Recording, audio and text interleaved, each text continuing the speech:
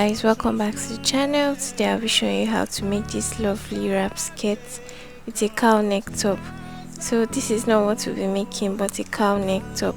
If you're interested in this, kindly keep watching.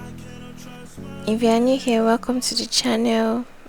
Please subscribe, like, share, leave your comments as well. And if you're a returning subscriber, thank you so much for watching. Okay, so first we're going to be drafting a basic bodice for the top. So I'm making use of my paper, my scissors, my markers and my tape.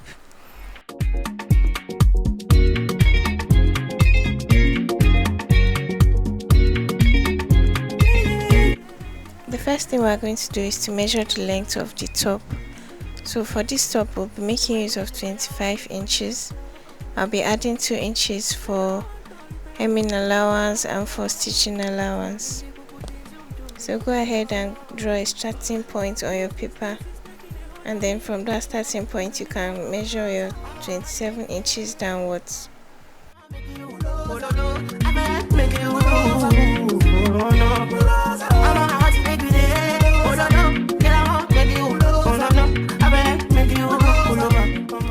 So for this basic bodice, we'll be drafting out the back bodice first, because we are going to be using the slash and spread method for the cowl neck top. So the first thing I'm going to do is to insert my shoulder line. So my shoulder line is 16 inches divided by 2 is 8. So you mark it and then you make sure it's the same thing on the chest line. This is just so that it will be straight by the time I'm connecting my armhole. So after that, go ahead and mark your armhole measurement. Mine is 8.5, but I'm making use of 9 inches because this is going to be a really free top and I don't need it to be fitted on the armhole. So go ahead and draw your chest line and a straight line from the chest line to the shoulder line to create your armhole curve. We are done with the armhole. The next thing to do is to insert the waistline. So my half length from my shoulder point to my waist is for 18 inches. So I'm going ahead to mark 18 inches and then I'll connect the lines together. So for the shoulder part, I'm going to be marking 4 inches and using the remaining 4 inches for the neckline. So for the back neckline, I'll be making use of 2 inches. And then I'll just use my curved ruler to connect the lines together. So the next thing to do is to insert your body measurements by 4 inches. So you divide your bust by 4 and mark it. Divide your waist by 4 and mark it, and divide your hip measurement by 4 and mark it on the last part of the top. So on this lower part you are seeing 2 inches because I first of all marked the exact length of the blouse and added 2 inches for the sewing allowance. So you mark the same measurement on both sides and just connect the lines together. Connect from your hip to your waistline and then to your bust line. So for this blouse we won't be needing a zipper at the back, so that won't be necessary.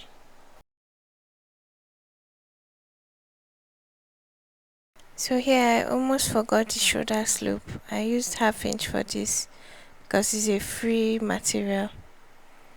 So just connect the armhole slope to your neckline. So this is all for the back bodice. I'm going to go ahead and cut it out and then cut it on the actual fabric itself.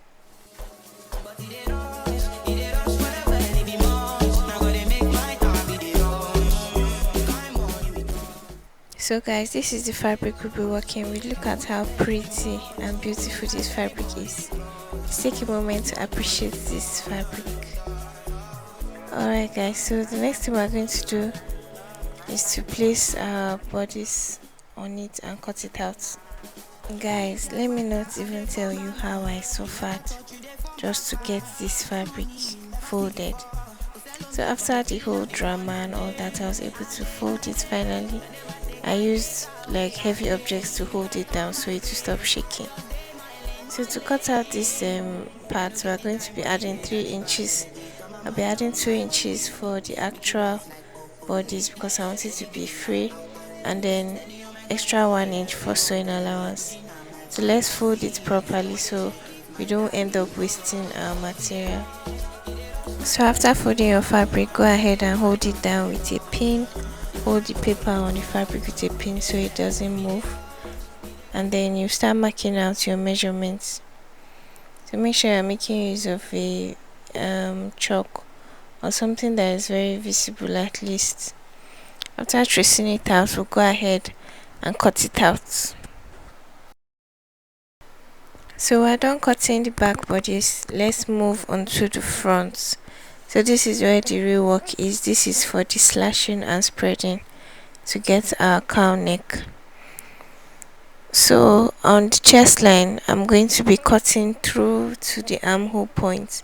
I'm not going to cut it out completely. I'm going to stop. I'm going to leave about half an inch while cutting.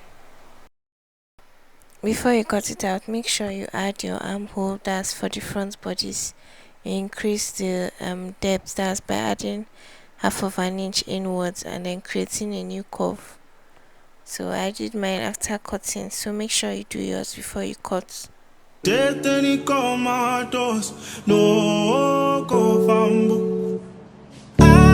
that day comes, as I go, God watch over me, oh Lord. I cannot trust my neighbor.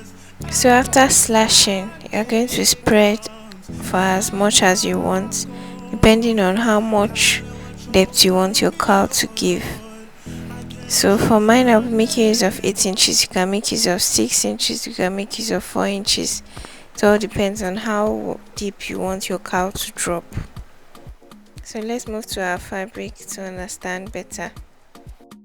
Another thing you want to do is while cutting, make sure the shoulder line of your pattern paper is at the top part of your fabric. So this is a mistake I made, and so just watch closely as we go about it. And so for the neckline, I went ahead to give it a deep neck because I'll be using it for another tutorial. But for this tutorial, you don't need to increase the depth of the front neckline. I went ahead to measure 8 inches of which I want my cowl to drop, and then so I'm going to go ahead and hold it down with pins. That's the pattern paper. I'm going to hold it down with pins on my fabric before I go ahead to cut. So while cutting, make sure you put your pattern paper at the edge of your paper so that you don't have any fabric wasted. So and make sure you include your sewing allowance and the space you left for ease. So I went ahead to cut out the belt I'll be using for the wrapper. I cut out about 25 inches long and 3 inches width of the belt. So by the time I fold it by one side, I'm going to be left with 1.5 inch. I'm going to go and hem the edges and show you what I have. So for the wrapper, I also have 2.5 inches length of the wrapper. So you can make use of as much as 2 inches for your length. Or if you have a larger waist, you can make use of 2.5 inches. So another thing you will notice this addition I made on the lower part.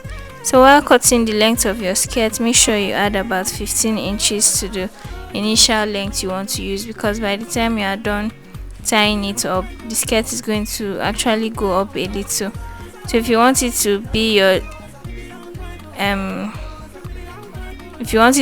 exact length, you can add like 15 inches, 20 inches, depending on how long and how much you want to drape. So we've gone ahead to cut out the lining piece. I cut out from the length of the neckline to the armhole length by about 2 inches downward. So what we're going to do is we're going to place it right sides facing right sides, and then stitch it down, then turn it over to the other side. We're using the same fabric so that it's not going to be obvious on the front side that there was a lining, since it's going to be a cowl neckline.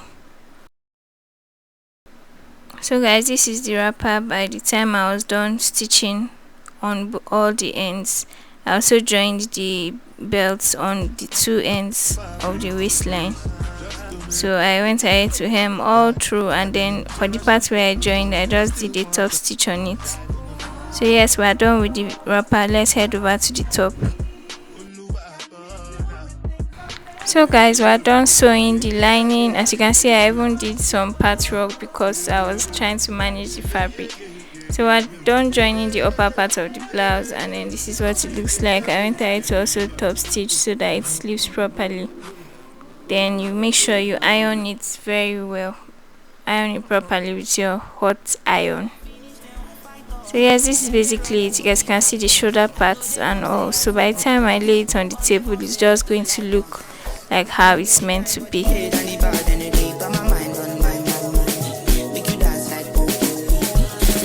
So guys, we have our back piece here. What I went ahead to do was to use my bias tape to turn it, and then I use my iron to give it a good press. The back is not going to be a cowl neck, so you don't need to use any special lining. So this is all for the back. The next thing we're going to do is to join the back and the front pieces together. So we're going to start by joining the armhole. We're going to be doing an invisible joining by turning the front all the way to the other side of the armhole, and then we're going to sew on top. After sewing that, we're going to go ahead and sew in our 1-inch allowance. After sewing our 1-inch allowance, we're going to hem all the ends properly and give it a good press. So guys, after doing all that, this is what it looks like. It's already giving thrift, it's giving cowl neck. So yes, this is what we have done so far, and then you can see I've gone ahead to stitch both sides. I've hemmed the lower parts, and yes, the next thing to do is to insert our sleeves. So guys, for this sleeve, I forgot to include a video where I cut it out, so I'm just going to give a quick description. So I just measured my sleeve, I measured my cap length, and did the sleeve allowance, added 1 inch of stitching allowance, and then the measurement I got on the top part is what I used all the way to the lower part. So I didn't have enough fabric to make it as wide as I wanted it to be, but you can do that on your own fabric. So we're going to go ahead and stitch it and show you what we have. So this is what we ended up with after joining the sleeves. I went ahead to hem the lower part of the sleeves as well. So I'm going to go ahead and give it a good press, and we're basically done with this tutorial. So please, if you found this video helpful and you've not subscribed yet, what are you waiting for? Please subscribe to the channel, like, leave your comments, leave your suggestions in the comment section. Thank you so much for watching. See you guys in my next video. Bye. Question,